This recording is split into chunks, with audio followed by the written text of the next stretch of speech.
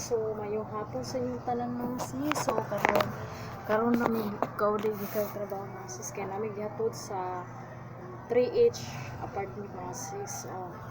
So karon mga sis, doble sikap na tayo mga sis kaya madami na tayo sa pira. Naghan na dyan mga sis. Nakuha lagi may motor. Bayad kaya katapusan o alam mo na bahay. Nanak dyan ang kinabuhi sa cover mga sis na. So nagkamot ang ito mga sis. Kaluyan dyan ko ni Mita mga sis.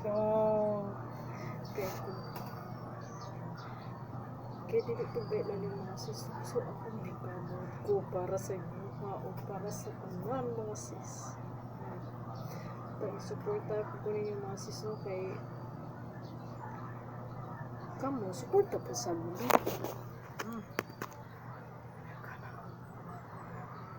Tuliling ko usahay. May budget ta kita ni dito na basig gasto no. Tigom ni ta ani. Ako nilabhan mga sis kahapon asang kapuya na mga sis nilabhan ko na puso na ko na ibutang sa pikas kwarto kaya masigo pa na para di mabasa no kay mainit niya mabasa lain mabaho mapud no so ipuso nato para di mabaho uga na siya uga na yun isang hasula apoy kay ko to mga sis pero wala na ko gipakon muna mga tanong ko gapon mga sis lutang pas nga nang lutang pas mura lagi ko tungtong sa panganod lagi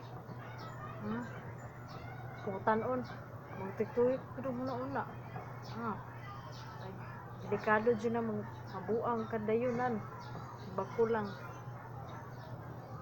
anak mo kita mga sis pag nakita sa mga sitwasyon mga inani mga sis ayun lang dyan po ko na kay mga problema or sabay mo gano'n na ayaw lang yun ikon mga sis kay napo na once nga gitawag nga stress reliever di nakalito nya basta happy nabutan na nato sa tamang lugar kay di po na maayo masigo na no kay mga buang di na magkaog tarong kay daghay ginoon na ibutang na sa lugar oy